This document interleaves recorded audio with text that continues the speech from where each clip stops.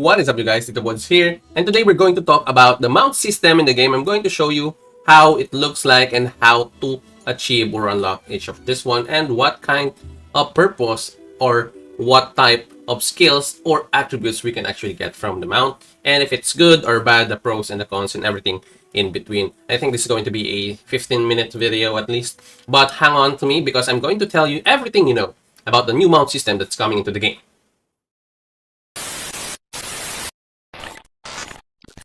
First of all, before we proceed with this video, kindly do like the video and share it to your friends. Now, if you are new to the channel, you like Age of Empires Mobile, or you play the game, maybe you could consider subscribing to the channel. And also, don't forget to ring that bell so that you will always be notified soon as we have a new video just for you.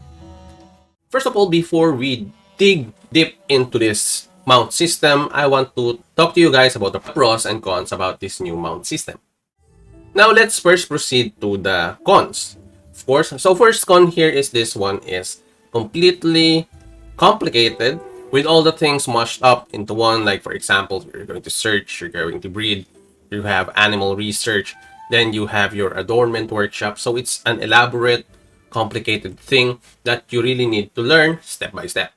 I think another con that's going to happen is that we need to wait first before this con is actually a con, but still let's look into the future. And I think if some of the required elements in this mount system, like for example the one you use for adornments, the one you use to search for new mounts, if it's going to be available in the mall and it's going to be a bit pricey, and then it's going to be available, for example, on some VIP shops in outside the game or something like that, I think it's going to be another hard punch in the face of the free-to-play players and those spenders, because honestly, the gap that we have right now for our low spenders, mid spenders, and free-to-play players against your whales and krakens are extremely huge.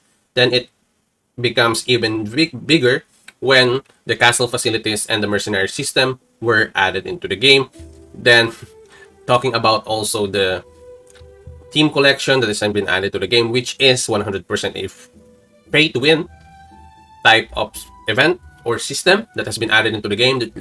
Let's just be frank, and not everyone is going to unlock every type of troop team in the game or the city team into the game or in the game. And I think that's one major pay-to-win aspect of the game added.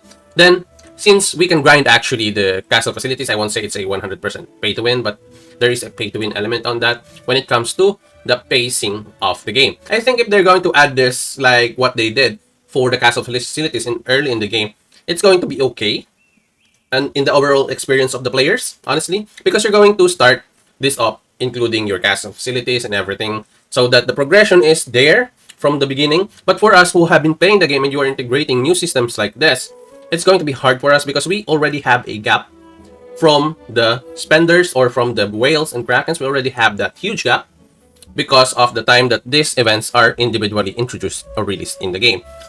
But I think for new players, for the new servers, this kind of addition to the game is not going to be felt. But for us who are playing this game the longest, we're going to have a huge problem because we already have a gap from the previous sets of events or system that has been added to the game, and then we are now going to get another huge gap if this is going to be another pay-to-win heavy type of system that's going to be available in the mall and the VIP store outside the game.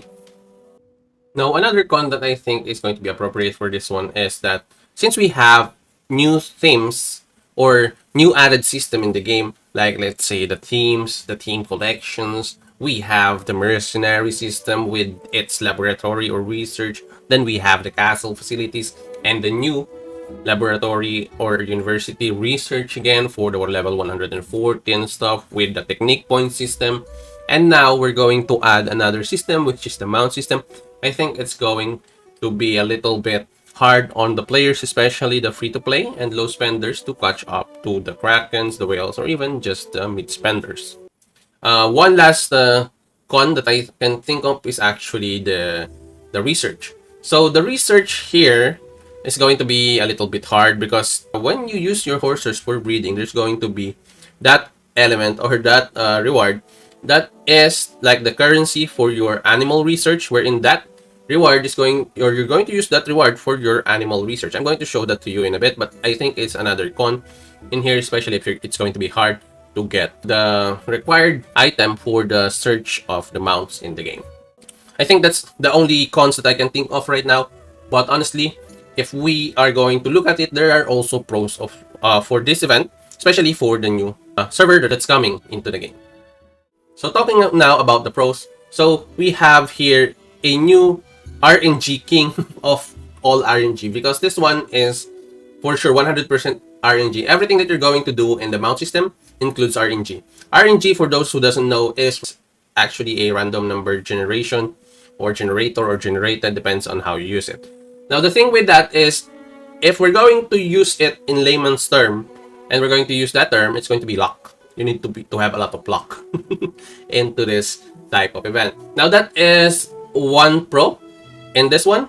The next one is, it's a pro because it means that even if you are a free-to-play player, low spenders or mid spenders, you're going to have a chance to get a good type of mount.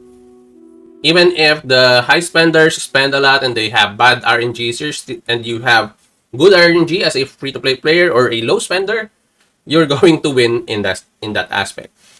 Now, number 2 pro, there's going to be a lot of randomness into this system.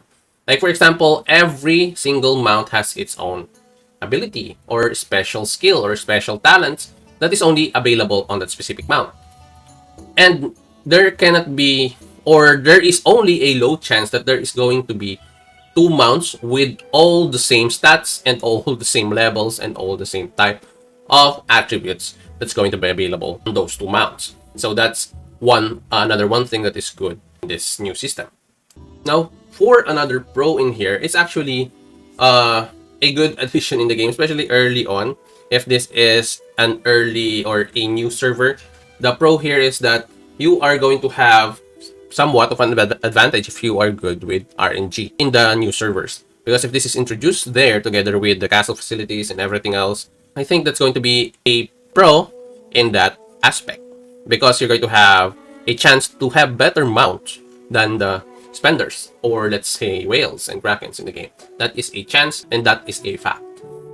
Thank you for checking out this video. But before we go, the question is for you. What do you guys think about the new mounts? What are your pros? What are your cons?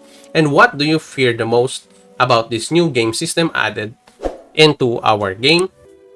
Whatever your thoughts are, your comments or recommendation about the mount system in the game, kindly leave them all down in the comment section and let's talk about it.